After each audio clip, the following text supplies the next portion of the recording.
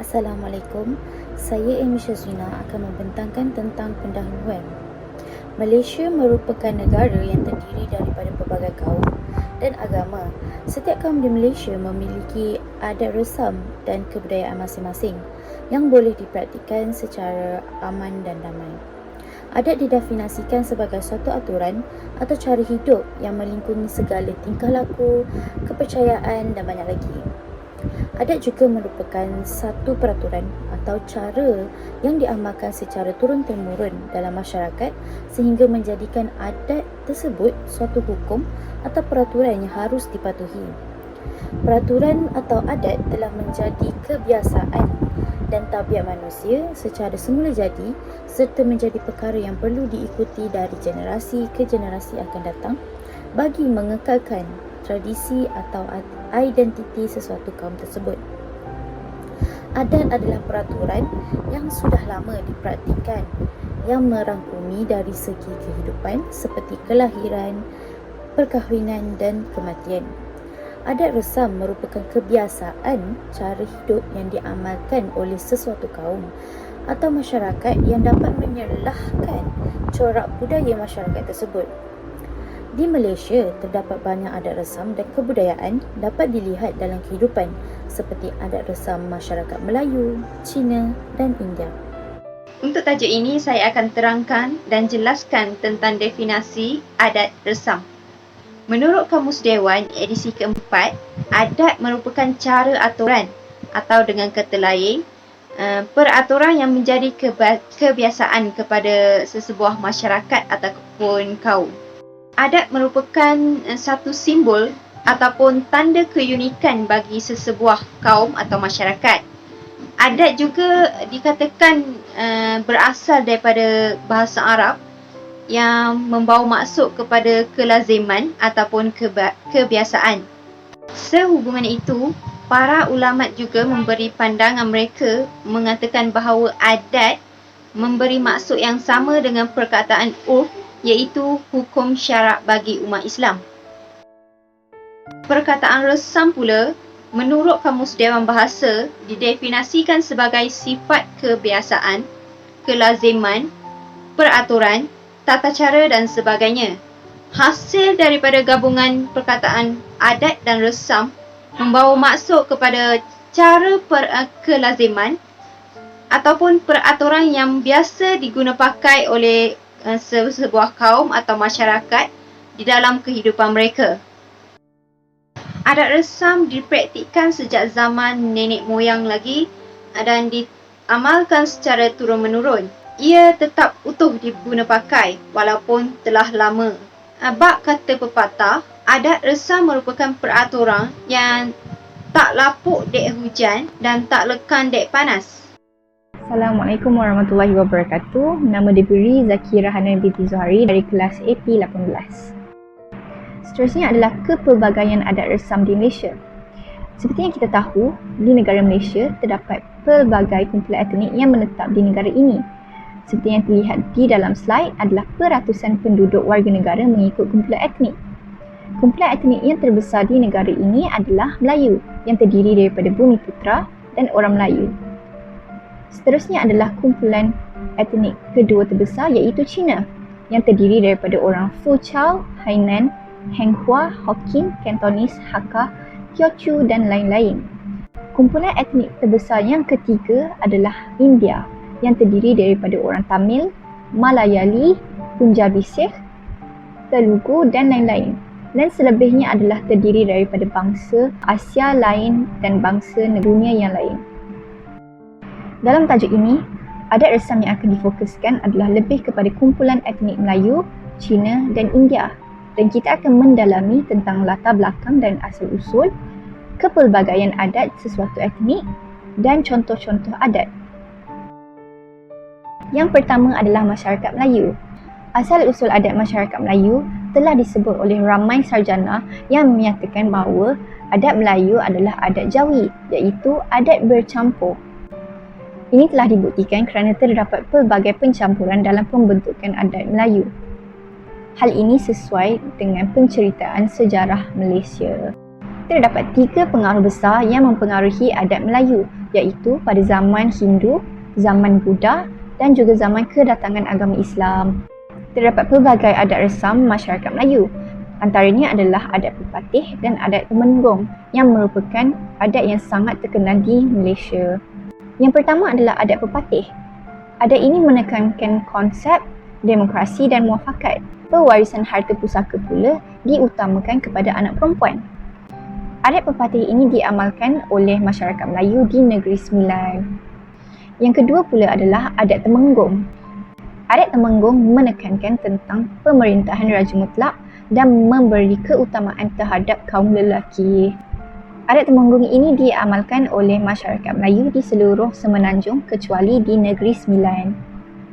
Yang kedua adalah adat kelahiran masyarakat Melayu. Adat ini sangat penting pada zaman dahulu kerana ia adalah untuk memudahkan ibu bersalin dan untuk mengelakkan bayi tersebut lemas. Tetapi pada zaman kini, terdapat lagi masyarakat Melayu yang mengamalkan adat ini. Yang kedua adalah adat uri bayi yang baru lahir ditanam di kawasan rumah. Yang ketiga adalah berkhatan atau lebih dikenali sebagai bersunat. Kanak-kanak perempuan dan kanak-kanak lelaki perlu berkhatan apabila telah mencapai umur yang telah ditetapkan. Dan berkhatan ini adalah untuk membuang sedikit kulit yang terdapat pada bahagian alat sulit mereka bertujuan untuk kebersihan dan untuk ibadah. Seterusnya adalah adat perkahwinan masyarakat Melayu. Terdapat beberapa peringkat penting dalam masyarakat Melayu apabila mereka hendak berkahwin. Terdapat 4 proses iaitu merisik, meminang, bertunang dan menikah. Seterusnya adalah masyarakat Cina. Asal-usul adat masyarakat Cina telah disebut secara teori bahawa ia dikatakan berasal daripada negara Cina. Seperti di dalam sejarah Malaysia, kemasukan orang Cina ke tanah Melayu adalah pada zaman penjajahan terdahulu. Secara tidak langsung, adat dari negara Cina telah dibawa masuk ke negara kita dan kekal hingga ke hari ini. Seperti masyarakat Melayu, masyarakat Cina juga mempunyai pelbagai adat resam. Antaranya adalah yang pertama, tukang tilik. Masyarakat Cina banyak bergantung kepada nasib kerana kehidupan mereka dipengaruhi oleh persekitaran. Tukang tilik adalah menjadi peranan besar dalam mewujudkan hal-hal kelahiran, perkahwinan dan kematian. Yang kedua adalah Feng Shui, iaitu suatu bentuk adat dan petua untuk kehidupan masyarakat Cina. Yang ketiga adalah adat kematian. Kematian ibu bapa perlu ditanggung sendiri oleh anak-anak mereka kerana ini dianggap sebagai penghormatan terakhir buat kedua ibu bapa. Seterusnya adalah upacara pengebumian adalah acara yang sangat meriah dan dilengkapi pelbagai adat dan peraturan. Upacara pembakaran colok dan alatan yang diperbuat daripada kertas juga dilakukan sewaktu pengebumian. Yang terakhir adalah masyarakat India. Asal-usul adat masyarakat India juga sama seperti masyarakat Cina kerana mereka juga berhijrah dari negara asal mereka iaitu India dan dibawa masuk ke tanah Melayu sewaktu zaman penjajahan. Pada zaman penjajahan British dahulu, mereka yang berhijrah ke Malaysia kebanyakannya adalah beragama Hindu dari selatan India. Mereka telah berpindah dengan hajat untuk membina kehidupan baru dan lebih baik berbanding di India. Seperti masyarakat lain, masyarakat India juga mempunyai pelbagai adat resam. Antaranya adalah adat kelahiran. Adat kelahiran sangat terkenal dan termasyhur oleh masyarakat India. Apabila seorang bayi lahir, kesemua ahli keluarga akan diberitahu mengenai kelahiran bayi tersebut. Hal ini kerana ahli keluarga tidak dibenarkan untuk membuat sebarang upacara agama selama 16 hari. Rumah akan dihias dan memanggil jiran tetangga untuk meraihkan dan menamakan bayi. Sewaktu majlis ini dijalankan, bayi yang baru lahir akan menjalani upacara mandi minyak. Seterusnya, bayi akan dikeringkan dengan asap kemenyan dan potu disapu pada kening bayi untuk melindungi bayi dari anasir jahat. Yang terakhir adalah adat perkahwinan bagi masyarakat India. Mereka melalui pelbagai proses seperti masyarakat Melayu dan antaranya adalah merisik. Sewaktu merisik, beberapa faktor akan diberi perhatian seperti etnik, kasta, status ekonomi, umur dan agama. Seterusnya adalah kunjungan ke rumah pengantin. Ini dilakukan selepas adat merisik dan dikenali sebagai pen partal untuk melihat bakal isteri.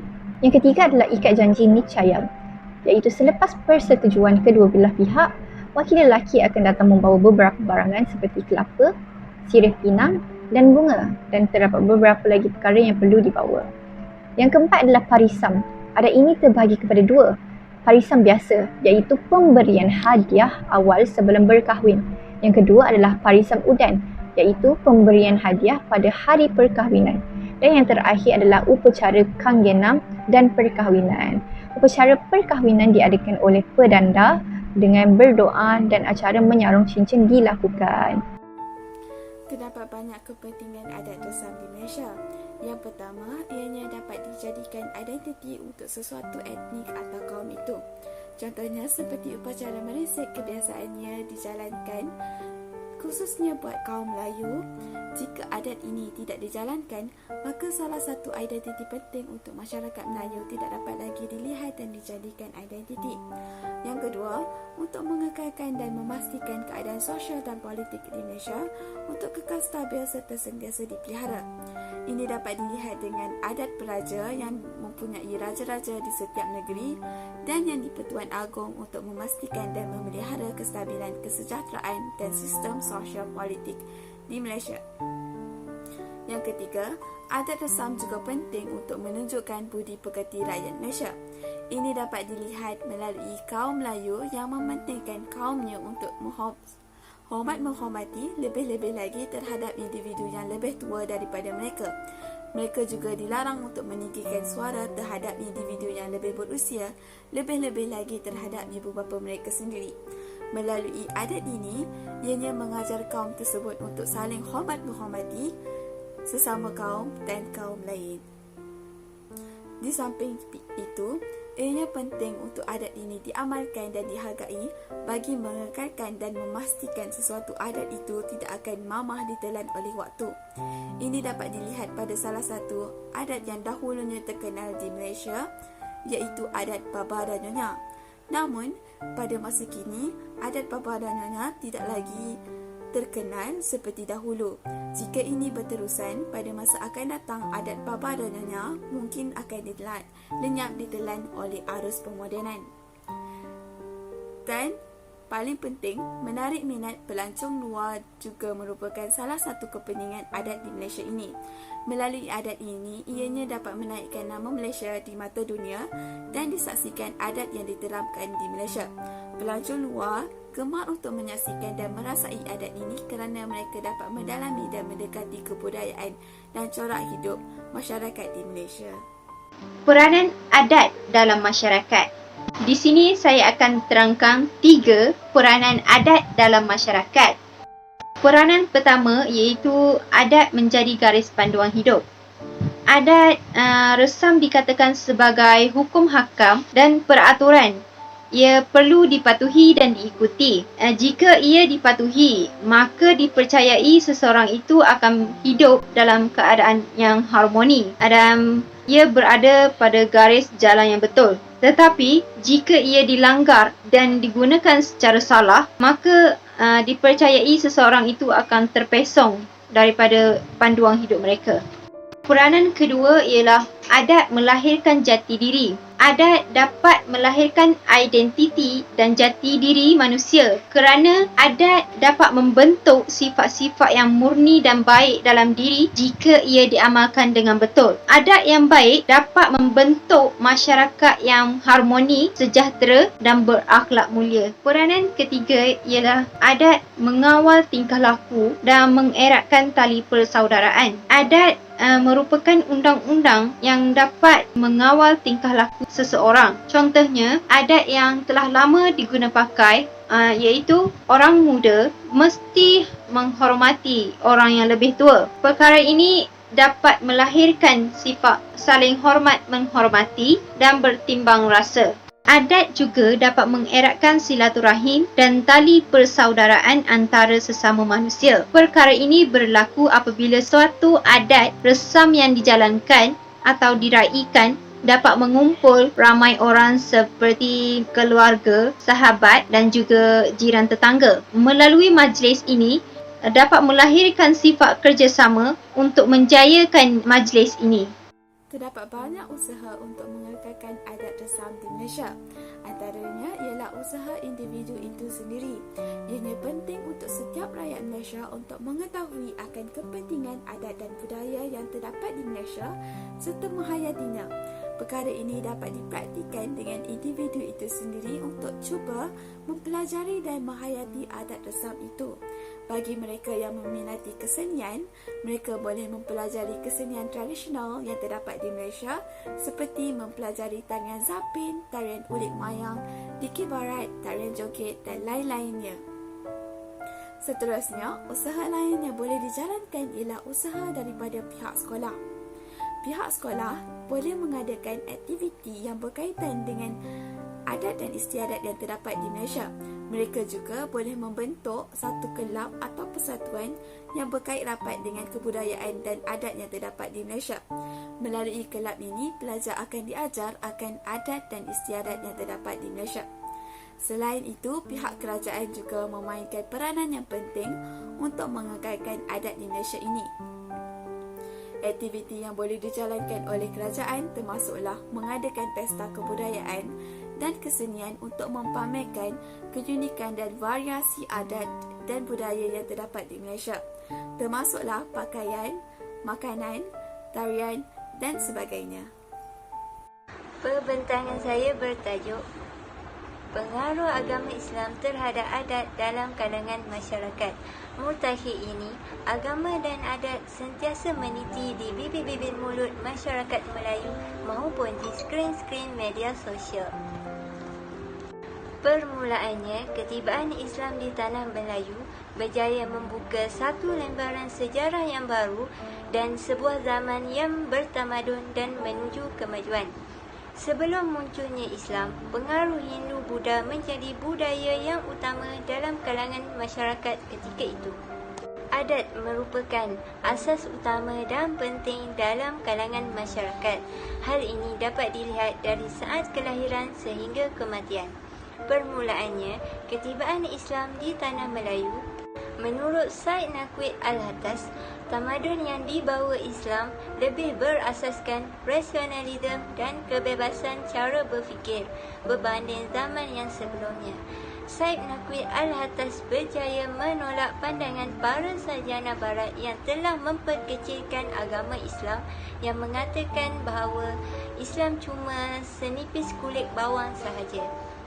Dengan kejayaan ini, Islam berjaya mengubah beberapa aspek dalam kalangan masyarakat, iaitu aspek politik, akidah, kesenian dan istiadat.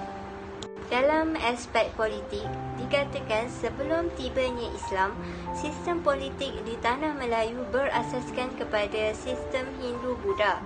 Sistem beraja masih diamalkan sehingga ke hari ini. Raja menjadi ketua kerajaan. Mengikut fahaman Hindu-Buddha, raja dikatakan berketurunan dewa-dewa mengikut konsep dewa raja. Dalam aspek akidah, masyarakat dahulu lebih mempercayakan kepercayaan animisme. Animisme ialah kepercayaan kepada makhluk halus dan roh. Masyarakat ketika itu percaya setiap benda di muka bumi ini seperti gua, pokok mempunyai semangat.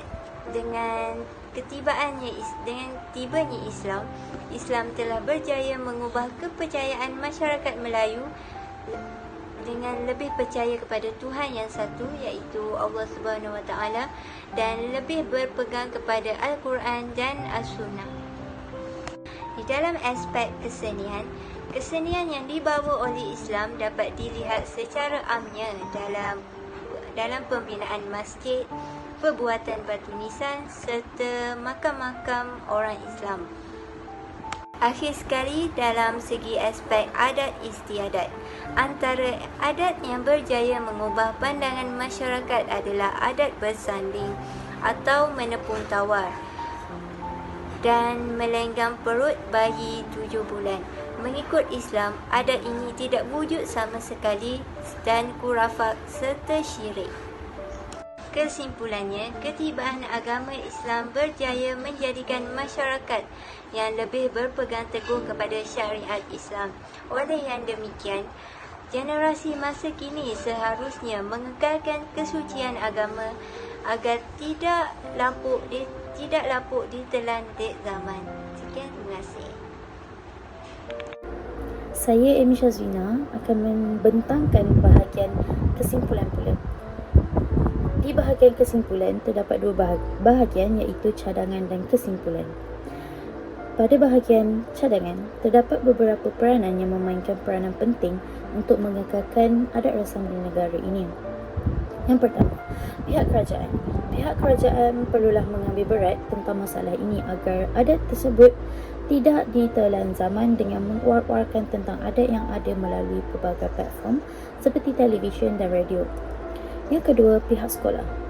Pihak sekolah atau lebih tepat lagi guru-guru perlu lebih menekankan adat-adat yang dipelajari melalui subjek civic dan kewarganegaraan. Lebihan lagi, subjek tersebut amat penting kerana telah mengajar anak muda tentang adat dan sebagainya. Yang ketiga, pihak ibu bapa. Pihak ibu bapa mestilah mengusahakan untuk mendedahkan adat rasam kepada anak-anak dengan membawa ke tempat atau majlis-majlis yang melibatkan adat. Sebagai contoh, ibu bapa boleh membawa anak mereka ke majlis perkahwinan dan menerangkan tentang adat yang sering diamalkan ketika berlangsungnya majlis tersebut. Untuk kesimpulannya, adat rasam amatlah penting bagi setiap kaum untuk mengekalkan identiti masing-masing. Hal ini demikian kerana bagi setiap adat tersebut mempunyai kebaikan dan keunikan yang tersendiri.